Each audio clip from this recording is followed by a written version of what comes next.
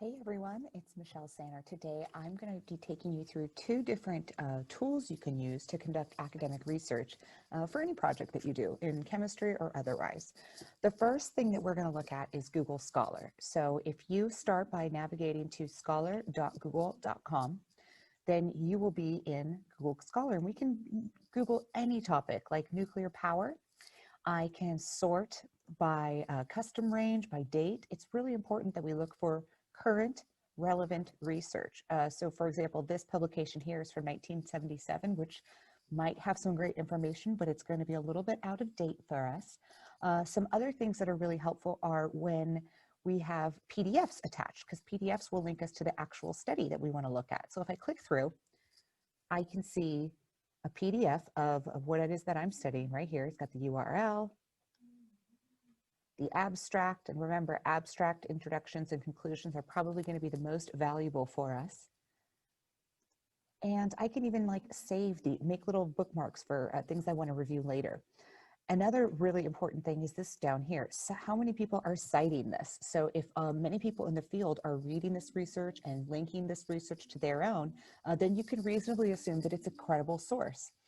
You can also look at related articles. So once you find a good article in Google Scholar, you can click on related articles, and it'll automatically take you to articles that have the same topic or the same type of citation as that one. So you can use this tool as one in order to organize your research and conduct higher level research. You can even use some different tools here. For example, if I click on the quote, it gives me an automatic method of how to cite that. So for us, MLA is fine, APA, really, anything that tells me where it's from, when the publication date is. I can just copy and paste that citation right here. I can bookmark it or save it just by clicking the star. And so now you have one tool that you can use. So I'm going to open up a new tab, and I'm going to go to the Marin County Library.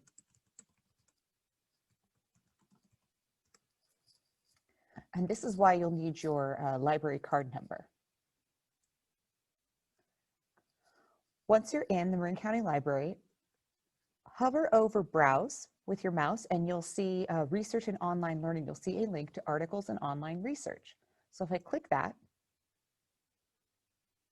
I will have a list of the most popular resources. There's all sorts of different things, free access to Consumer Reports, Ancestry.com, the New York Times, but the one that I'm interested in is called Ebsco Combined Search.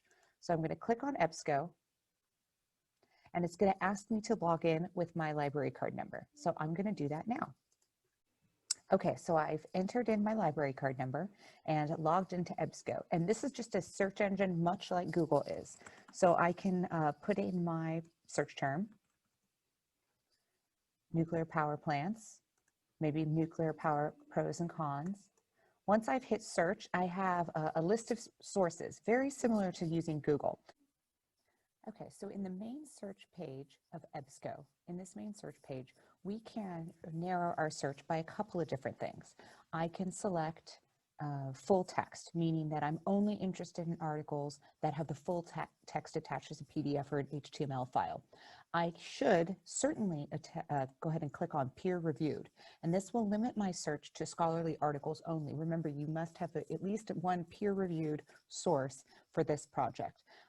So when that happens, sometimes I lose a little bit of my results, so I can back off on some of those, just select peer review.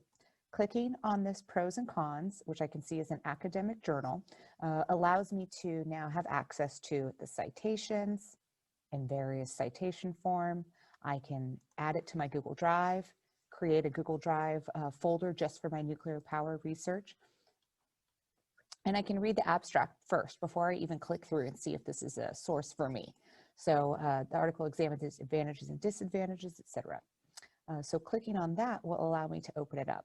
So here is just simply an explanation of it. So if I need something a little bit more detailed, I need to save it or export it or create a link. That's just one example. Going back to the result list, I can find something that has full text. I can even sort by publisher, language, what database it's in. If it's in the subject of medical care or research or any of these subject headings, you can even show more. We're probably most interested in government policy, science, things like that. So you can adjust your settings in any way that you see fit in order to find quality research. All right. So if you have a Sonoma County Library card, this is how I got in with Marin. If you have a Sonoma County Library card, it's going to look a little bit different. You're going to select, go to the main page and select online resources. I scrolled down to students, this bottom section here for students, and I was able to find the Ebsco down here under E. I can just click go to link straight to there. Just make sure that when you choose the databases, you are including as many as possible, that you don't only have, say, ebook collection. Let's unselect that and select all of the publications that Ebsco has access to, and that'll give you a wider amount of sources. So I hope this video has shown you a couple of ways that you can get some free access to peer-reviewed journals, free access to the highest quality academic research without having to pay for anything. Remember, it's absolutely fine to cite an abstract as long as your text citation at the end of the bibliography tells that it's the abstract only. So I hope you have a great day, and I will see you next time we meet.